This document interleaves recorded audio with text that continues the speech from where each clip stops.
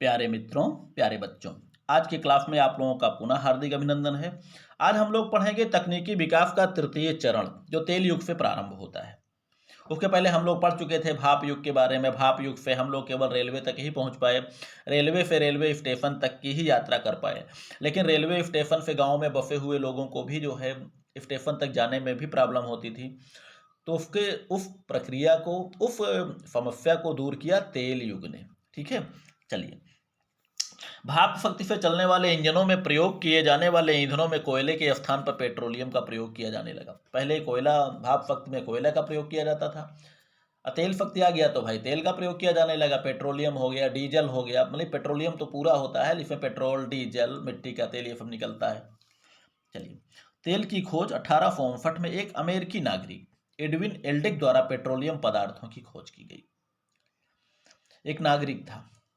इसके पहले कोयले से तेल निकालने का कार्य प्रारंभ हो चुका था, लेकिन बहुत कम मात्रा में निकाला जा सका था।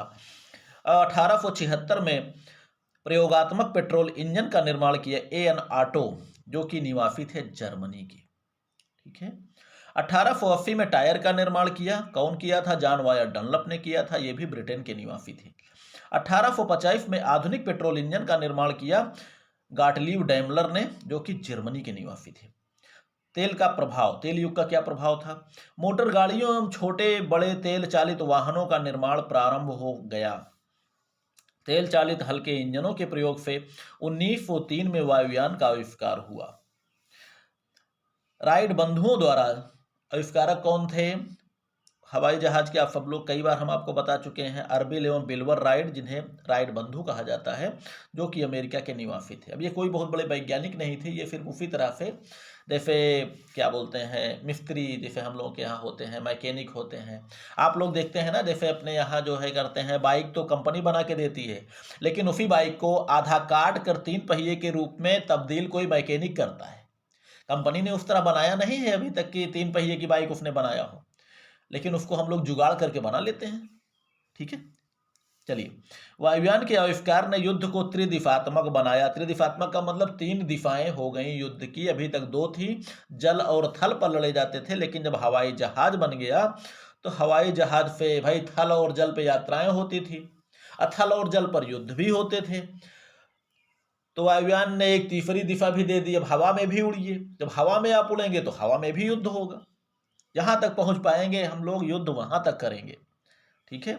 और उसी युद्ध को ध्यान में रखते हुए लड़ाकू विमान के साथ साथ उड़ने वाले उपकरणों का निर्माण संभव हुआ। प्रमुख वायु शक्ति के विचारक इटली के निवासी जनरल डूहेट ने वायु शक्ति संबंधी विचारों से वायु युद्ध को नई दिशा प्रदान की। प्रथम विश्व युद्ध में खाई युद्ध के गतिरोध को समाप्त किया टैंकों ने। टैंक, ठीक है, वो भी तेल शक्ति से चलने वाला है, जो कि तेल युग की ही देन है। इसी आधार पर कवचित वाहनों का निर्माण किया गया। ऐसे कवचित वाहनों का मतलब होता है जिस पर किसी भी आक्रमण का, किसी भी फायर का कोई विशेष प्रभाव ना पड़े, उनको तोड़ने के लिए भी बहुत शक्तिशाली हथियार की जरूरत पड़े। तेल युग की ही देन है कि चालक रहित विमानों, ड्रोन, रॉकेटों एवं प्रक्षेपास्त्रों का निर्माण संभव हुआ। तेल युग में भाप युग के मुकाबले गतिशीलता में अभूतपूर्व वृद्धि हुई। अब सैनिकों को शीघ्रता से सीधे युद्ध भूमि तक पहुंचाया जा सकता था। भाई रेलवे से रेलवे स्टेशन तक, या फिर और तीव्र है तो हवाई जहाज से आप पहुंचाइए, और वहां से जो है मोटर गाड़ियों में भरकर डायरेक्ट युद्ध भूमि में पहुंचा दीजिए। ठीक है, चलिए। तकनीकी विकास का चतुर्थ चरण ये प्रारंभ होता है नाभिकीय या परमाणु युग से। नाभिकीय युग या परमाणु युग का जो प्रथम तोहफा है वो है परमाणु बम का निर्माण। द्वितीय विश्व युद्ध के अंतिम समय में परमाणु बम के परीक्षण एवं जापानी नगरों पर उनके प्रयोग के साथ हम लोग परमाणु युग में प्रवेश करते हैं या परमाणु युग प्रारंभ होता है। चलिए इसके बारे में कुछ जानकारी ले लेते हैं। प्रथम परमाणु बम का निर्माण एवं परीक्षण अमेरिका द्वारा किया गया, और परीक्षण किया गया 16 जुलाई 1945 को। परीक्षण की जो परियोजना थी उसको नाम दिया गया मैनहट्टन परियोजना, और इसके अध्यक्ष थे या जो वैज्ञानिकों के निर्देशक थे उनका नाम था ओपेनहाइमर, रॉबर्ट ओपेनहाइमर, याद रखिएगा। परीक्षण स्थान जो था वो है अल्मोगार्डो, जो न्यू मैक्सिको की भूमि पर स्थित है, जो अमेरिका में है। प्रथम परीक्षण का नाम है ट्रिनिटी, याद रखिएगा। अगर आपसे पूछा जाए कि विश्व में प्रथम परीक्षण का नाम है ट्रिनिटी या अमेरिका के प्रथम परीक्षण का नाम है ट्रिनिटी, लेकिन भारत का प्रथम परीक्षण का नाम पूछा जाए तो उसको आप लोग क्या लिखेंगे, फर्स्ट सेमेस्टर में आप लोग पढ़ चुके हैं, उसका नाम है बुद्ध मुस्कुराए, स्माइल्ड बुद्धा, स्माइलिंग बुद्धा। ठीक है, चलिए। प्रथम परमाणु बम जो निर्माता थे उनका नाम है ऑटो हान। 6 अगस्त एवं 9 अगस्त 1945 को जापानी नगरों हिरोशिमा और नागासाकी पर अमेरिका द्वारा प्रयोग किया गया संपूर्ण विश्व के सामने परमाणु शक्ति की विनाशक क्षमता का प्रदर्शन हुआ। परमाणु बम के निर्माण से पारंपरिक एवं छोटे अस्त्रों का महत्व सीमित हो गया। चलिए आगे बढ़ते हैं। जो परमाणु बम का जो द्वितीय तोहफा है वो है परमाणु युग का द्वितीय तोहफा या न्यूक्लियर युग का द्वितीय तोहफा वो है न्यूट्रॉन एवं हाइड्रोजन बम। द्वितीय विश्व युद्ध के बाद परमाणु बम से कई गुना शक्तिशाली एवं भयानक हथियारों का निर्माण किया गया जो न्यूट्रॉन एवं हाइड्रोजन बम के रूप में निर्मित किए गए। इनका प्रभाव क्या था? इनके प्रयोग से वायुमंडल विफैला हो जाता है। इससे केवल जीवित प्राणियों को ही क्षति उठानी पड़ती है।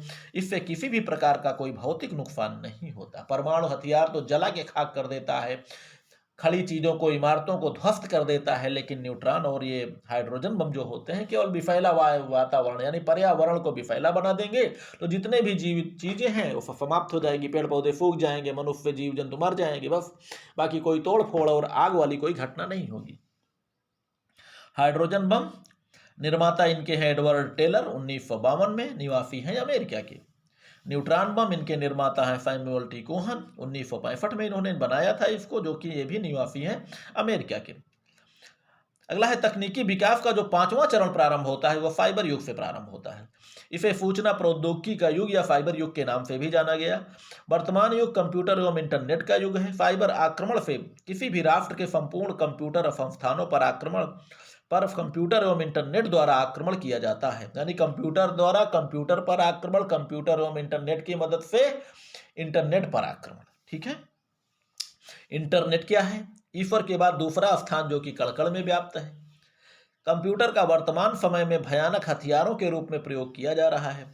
संपूर्ण सैनिक एवं नागरिक संस्थान फाइबर आक्रमण से असुरक्षित हैं क्योंकि वर्तमान में संपूर्ण व्यवस्था कंप्यूटर द्वारा संचालित होने लगी है। इंटरनेट की दुनिया ने संपूर्ण विश्व को छोटा बना दिया है। छोटा इसलिए बना दिया है मित्रों कि चाहे जब चाहे पलक झपकते ही संपूर्ण विश्व की हर सूचनाएं जो है आपको यूट्यूब पर या फिर इंटरनेट पर या गूगल के माध्यम से आपको मिल जाती है।